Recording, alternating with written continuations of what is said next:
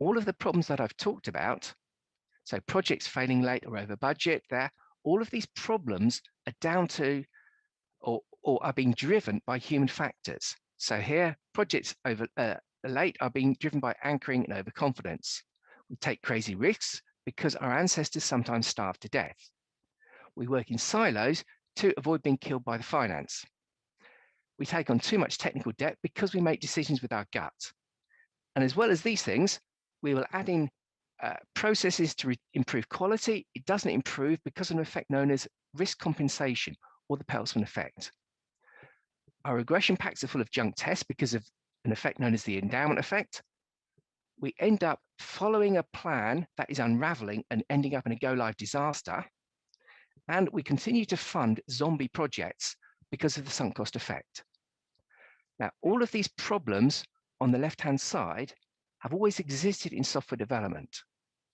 They've always existed because of these biases and these driving factors, human factors, on the right-hand side.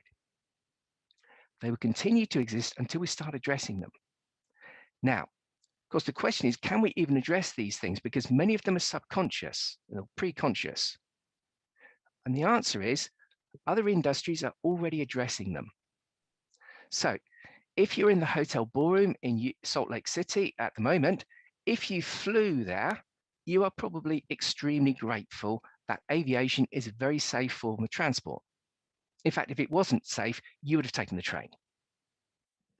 The reason aviation is safe is not because airline pilots and so on do not make mistakes.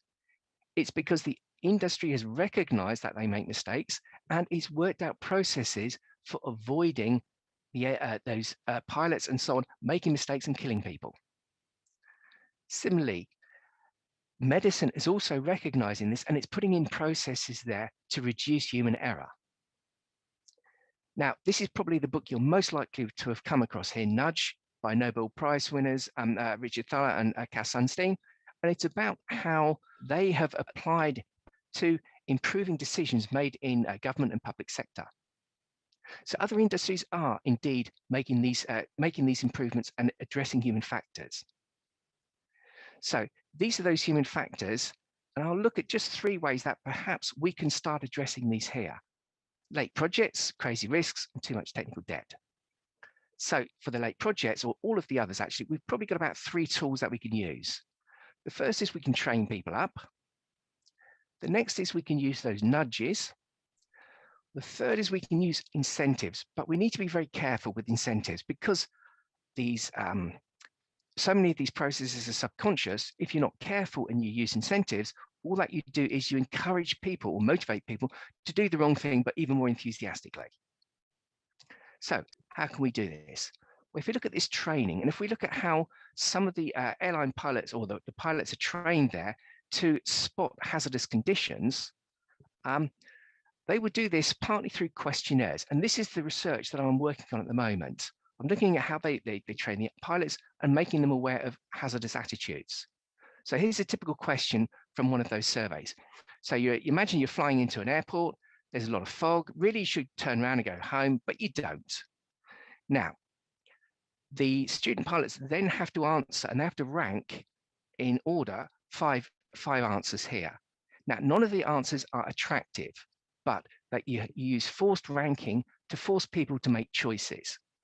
So the first would be, well, you hate to admit you can't finish your plan, or you hate being told what to do by air traffic control, or you're pretty sure things are going to turn out fine, or maybe you think, well, whatever you do is not going to make any difference, so you might as well just go ahead. Or the fifth answer there would be, you felt you needed to do something quickly, so you just carried on. Now, with these plus other questions, you can then start to spot patterns. And so if people answer this type of question, then you're perhaps indicating that they're vulnerable to having a macho attitude in a dangerous situation. This would indicate anti-authority, which I must hold my hand up. This is me here. This third one would indicate that feelings of invulnerability. Here, you're resigned to whatever's going to happen to you. Or here, you're impulsive. So using this plus other questions, you can actually plot out people's or the student pilots' vulnerability. And so you can then identify to this person and give feedback that actually this is the risks, or this is what you will be vulnerable to in unexpected situations. And perhaps for this person, a different profile, you will have you'll be vulnerable to feelings of invulnerability. It's not going to happen to you. It starts off with the survey. You then give some feedback. You then feed these the pilots through some scenarios, give them some antidotes, and then you take them through some exercises. And you can raise their awareness and reduce their vulnerability to biases. One.